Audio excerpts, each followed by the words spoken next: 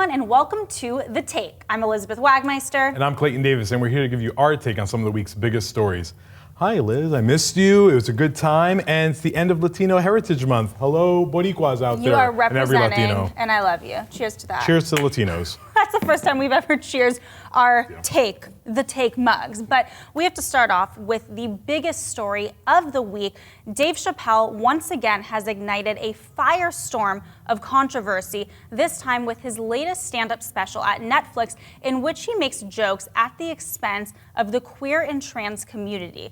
Now, as I said, this has started a huge spiral of controversy. Many people and the LGBTQ plus community are outraged, they are hurt, they are speaking out against this. But what really started this becoming a huge brouhaha in the industry is that Netflix released an internal memo backing up Dave Chappelle, and a lot of the things that the boss of Netflix, Ted Sarandos, have said have really outraged people because it seems to not take into account the hurt and pain of the community, but just supporting one of their creatives who, quite frankly, makes them a ton of money. Yeah, absolutely. And listen, I think what is interesting here, Dave Chappelle has always went after everyone and anyone, right?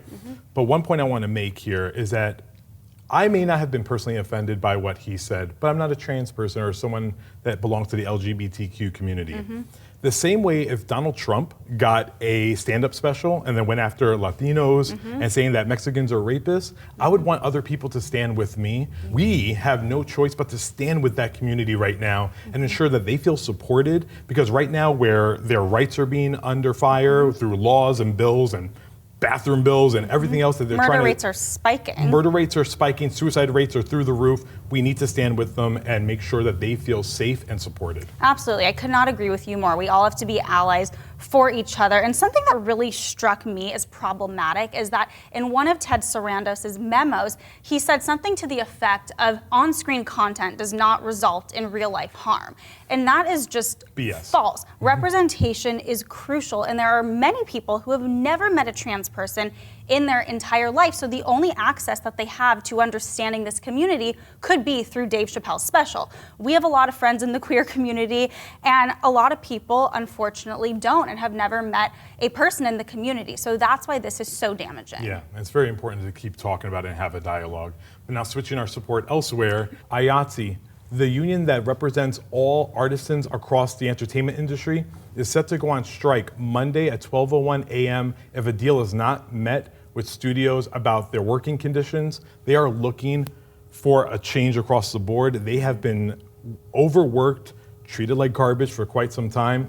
I just recently sat down with Oscar Isaac for the Variety Award Circuit podcast, where he talked about his movies, The Card Counter, Dune, and HBO Scenes of a Marriage, but he also gave his take on the IATSE situation, and this is what he said.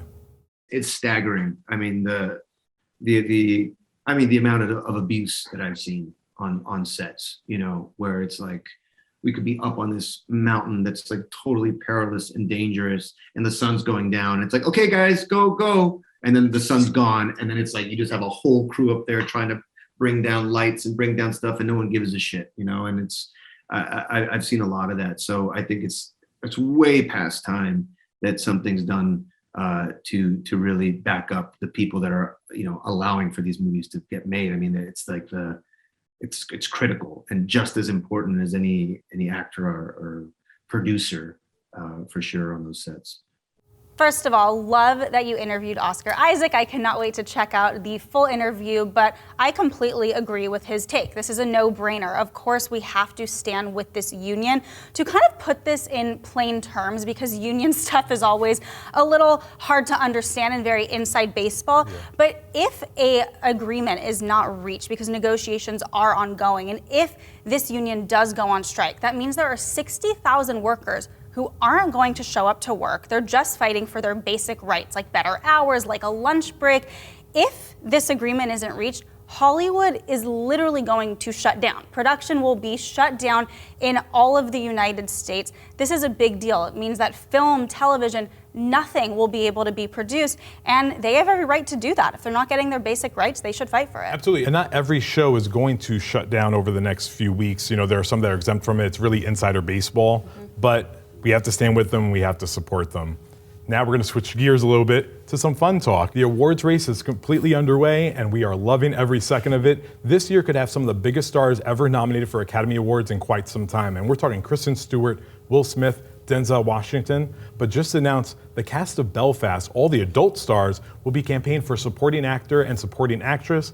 The young Jude Hill, who's 11 years old, will be campaigned for lead actor.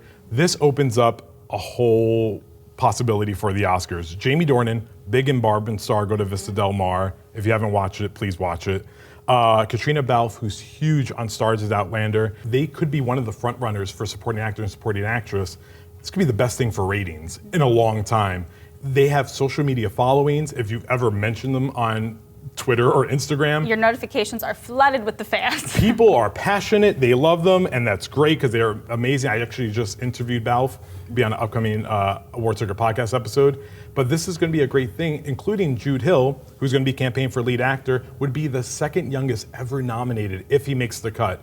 But he does have some big competition ahead of him. Like I said, Denzel Washington in The Tragedy of Macbeth and Will Smith in King Richard are front runners, and they're going to occupy a lot of that space. But you know what, I just love this whole story because 11 years old, the possibility to go up against Denzel Washington and Will Smith, Huge. I mean, that is as good as the win in my mind. But you are absolutely right that by having these buzzy stars potentially be nominated, that really can bring a lot of awareness to the Oscars. We also spoke last week about Jay-Z and Beyonce in the Best Original Song category. We might actually see some ratings boost this year for the Academy Awards. If they make the cut, then we will. So, listen, long season, still have a long way to go. Let's see what happens. Let's see what happens. All right, but from ratings to the box office, it is Friday, of course, so let's talk about what is going to be hitting theaters and, yes, streaming from your couch. Halloween Kills comes out this weekend. It is expected to top the box office, making around 35 to 40 million, which is big by pandemic standards, but for Halloween, for the franchise, actually would be low. But I don't say this as a bad thing, but the last one that came out in 2018 was such a huge success, made nearly 80 million opening weekend, around 250 worldwide. But the reason why, aside from the pandemic, that this installment is set to make less is because it's actually doing a hybrid release. It's going to be released on Peacock as well. This is a major title for a relatively new and young streamer to have. So I think this could really be a big deal for Peacock and bring in a big new subscription base for them. Yeah, absolutely. And this is going to appeal to consumers. And on top of that, Halloween is one of the biggest franchises.